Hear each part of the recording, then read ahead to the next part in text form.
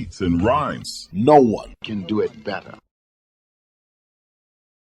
I don't know why people make such a big deal on these things. And I'm going to explain it again when I was going against the comment section who were down on Dana White and seemed to think I was a fan of Dana White when I don't even watch UFC. Now, Dana White is not promoting Terence Crawford versus Canelo, confirmed by Turki Al-Sheikh. That Seller, the entertainment and hospitality company from Saudi Arabia, are going to be promoting this event.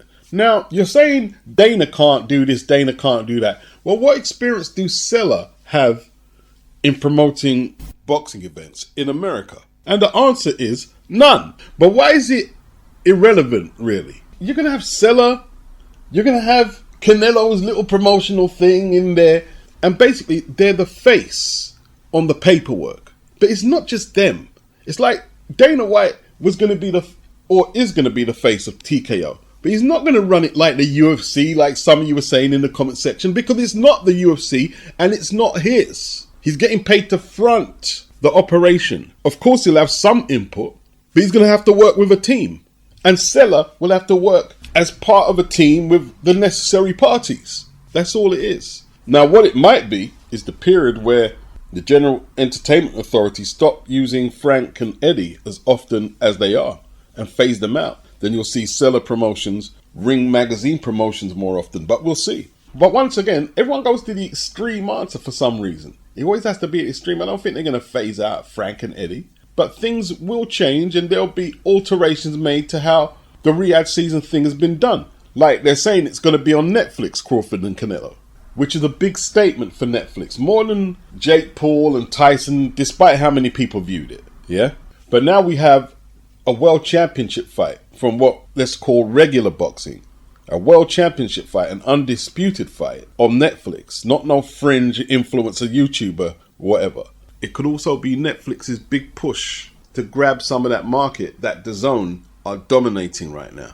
The Netflix option for that fight makes sense because Netflix is huge in America. Don't have to put it on pay-per-view because the ad revenue they get on Netflix is ridiculous. The viewership they get on Netflix compared to DAZN, not even comparable. And it's the type of boxing event which is going to drive the subscription up as well. And these are going to be sports fans, boxing fans who are going to want more boxing. And Netflix, it looks like they're up to challenge DAZN. And DAZN need the competition because it's too one-sided right now. DAZN have every major fight, more or less. So, as it says here on Boxing Scene, no US licensed promoter and no official venue yet because they've changed the date, but we're still waiting for a location. And no broadcaster decided. They're saying it's Netflix, but it still could be DAZN. The question I believe the American infrastructure is going to ask is, does that fight need a US licensed promoter? Now it says here they won't need to look for an alternative promoter to Dana White because Tom Loeffler of 360 Promotions are going to be working together on the new Al-Sheikh White fighting promotion in Las Vegas known as TKO.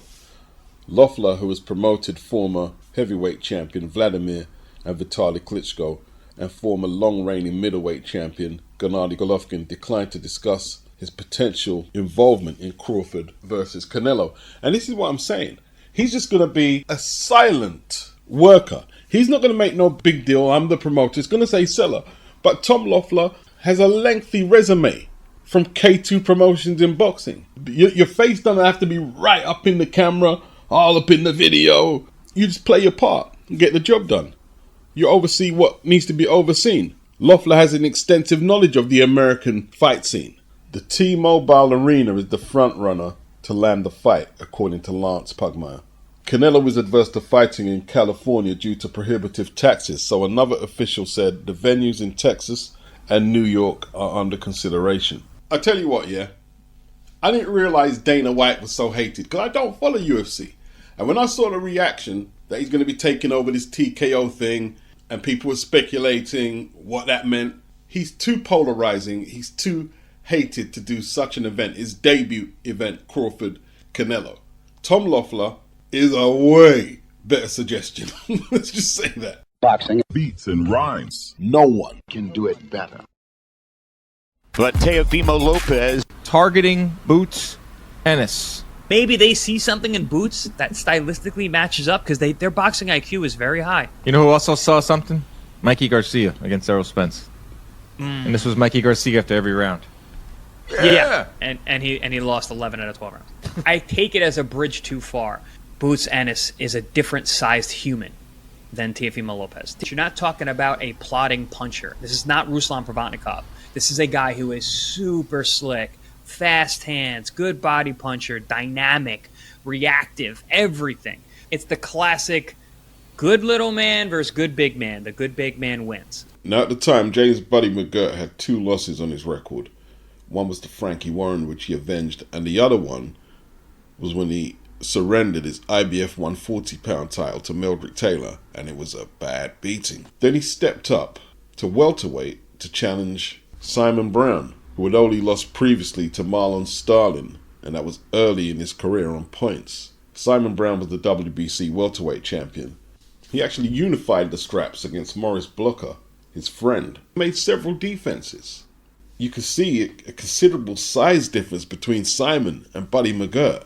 I didn't think Buddy McGirt could win this fight, but he did. He outboxed Simon Brown, put him on the canvas in the 10th, and won a wide decision. That's one example of a good 140-pounder going up to challenge a good 147-pounder and a big 147-pounder.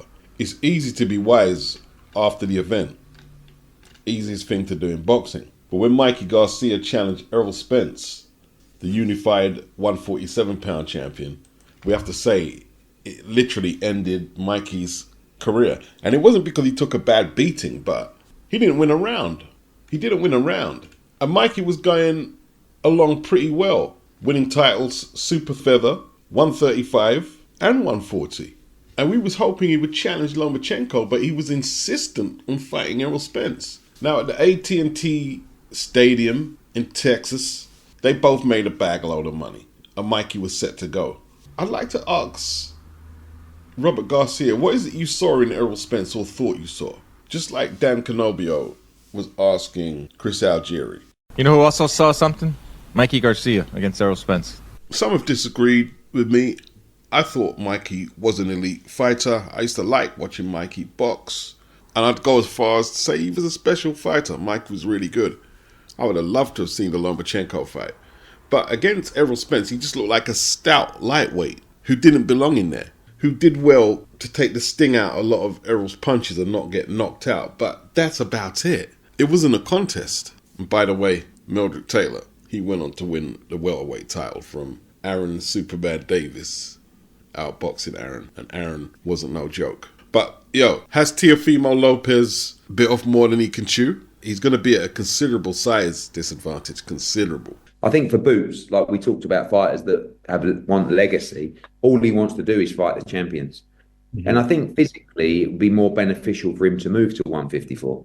Mm-hmm. He is world champion at 47. So whilst he can still make it, he just wants to fight the champions. Now, obviously, there's a chance of potentially fighting Lopez. Not a champion, but I get the fight. It's a great fight and it's a big profile fight. And I think the only thing he's concerned about is whether he can still perform. Mm-hmm. He doesn't want to just turn up one day and underperform. Mm-hmm. And he feels like that's the only thing that's affecting that factor is the weight cut. So he hasn't got many more, if any, left at 147. Yeah, it's going to be interesting because I can tell by the way he looks at weigh-ins, it's tougher every time. Boots looked good against Stanionis, unifying the scraps. Any advantage Stanionis was looking to have because Boots' tight at the weight was negated by Stanionis' own inactivity. And it's my theory that against a certain level of fighter, you can get away with tough weight cuts, perhaps not training hard. Inactivity, you can get away with a few things in boxing against a certain level of opposition. But then when you step the opposition up, it doesn't work so well. Is Teo that guy though? A lot of people say he exploited Josh Taylor when he beat him convincingly, in my opinion, because Josh had weight issues at 140. He fights this Saturday against EKOW Essuman at 147 in Glasgow. Teo, however, if he's relying on the weight cut to aid his chances, it's a risky strategy. I don't think he is. I think he believes he's a better fighter than Boots. But this one will either end decisively and Boots takes care of business, or Boots is going to come out there flat with possible weight issues and his titles will be gone. Boxing. Beats and rhymes. No one can do it better. Gareth Davis said it's 20% his instinct and 80% him talking to people behind the scenes. Tyson Fury is on his way back. The Tyson Fury-Anthony Joshua fight will happen in October. Although the October date conflicts with the estimated August date for Callum Smith versus Anthony Yarde, 5 versus 5. Now you would have thought AJ versus Tyson would have headlined the 5 versus 5, but then again they could just push back the August date for Callum and Yarde to October. It was Ade actually. He asked the question, what was the bigger fight? Terence Crawford versus Canelo or Tyson Fury versus Anthony Joshua? Canelo barely speaks English. It depends where it is. In America, okay, Crawford versus Canelo. But worldwide, Crawford is not a big star in the UK or Europe. He's not a big star. Canelo, it would be interesting to test out Canelo's star power in the UK. He said he wants to fight in the UK before he retires. There was a poll. They all had it Canelo, Crawford, but the locations may tell you a different story. You know something? Arguably, Tyson Fury has lost his last 3 fights. He hasn't won a fight since 2022. Anthony Joshua was knocked out badly by Daniel Dubois last time out. Do I think the fight success will be hampered by the fact they've both lost their last fights? Boxing doesn't work like that. It doesn't work like that. Losses don't necessarily take you out the picture. Stinking the place out like Ryan Garcia did and like Devin Haney did, which looks like it's put paid to their fight. I mean, Oscar is saying that he's not giving Devin the rematch because he's a runner. Well, is it really Oscar's decision? It looks like Turkey vetoed the fight about a week ago. And didn't they accuse Oscar of running against Felix Trinidad in the 90s? He thought he had the fight won. Then he started running as he accuses Devin of. And they gave the decision to Felix. It was controversial. And I thought Oscar won. I remember him getting his ass whooped by Shane Mosley. Neither the first or the second fight. And he was retreating in that one quite a bit as well. Yeah. I don't think Oscar or a lot of the Mexican fans realize that it doesn't matter if you run around the ring or if you come forward or don't run and don't throw no punches like Ryan and Canelo did. It's equally boring. Boxing. Beats and rhymes. No one can do it better. So Josh Taylor, like Teofimo Lopez, who took his last belt at 140 actually, is moving up to 147. He takes on EKOW Essuman. Josh is 34 years of age, 19 wins, 2 losses, 13 inside the distance. Only 21 fights. He's packed quite a lot in to a 10-year career, I believe. EKOW Essuman, 21 wins, 1 loss, 8 inside the distance. Now, they're both listed as 5'10", but in a press conference, Josh looked considerably taller. Considerably. I don't know how Josh is going to look at 147. Josh has looked like a jaded fighter in the last few years. We could look at the first Capital fight where he was gifted the decision, and then where he lost his belts to Teofimo Lopez in America. He's been pretty inactive as well. I think Josh is on the decline, but does EKOW have enough in terms of skills? He loves to fight in the pocket. His nickname is the Engine, but his fitness and volume going to be enough to beat Josh Taylor. Does EKOW have the jab, the footwork, the ring craft to get the job done? It might just be his time. And in Josh's defense, he might not have to still be world class to beat EKOW. EKOW has lost to the likes of Harry Scarf at domestic level. His best wins have been at domestic level. Owen Cooper and Chris Congo. EKOW so far has been British Championship standard, while Josh, as we know, has been a former undisputed champion, beat the likes of Regis Prograis, Jose Ramirez, a better Jose Ramirez than the one we saw at Times Square. It's a hard one to pick. I have a feeling that Josh is going to sneak past EKOW, but it could be closer than what a lot of people might think it's going to be. Anyone thinking that Josh Taylor is going to run away with this? I'm not so sure.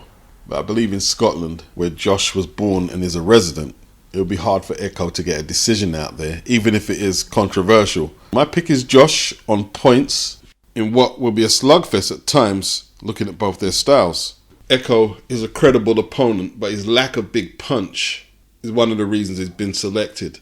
So Josh, in the early rounds, will probably make a few mistakes, but won't be made to pay for it, like getting put to sleep or anything like that, or getting knocked down. Although EKOW did knock out Owen Cooper, Josh should be able to hold his boxing together for long enough periods to take a decision.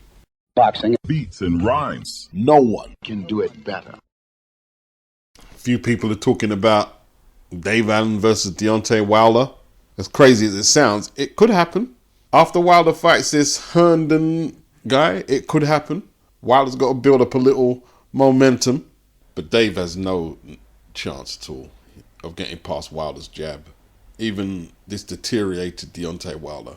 Let's not confuse Dave with Zhilei Zhang or Joseph Parker. Let's not do that. Last week, Tunde Ajayi went back and forth with Simon Jordan about who had the better resume out of Callum Smith and Anthony Yarde. I done a poll, 509 votes, have it 92% in Callum Smith's favour.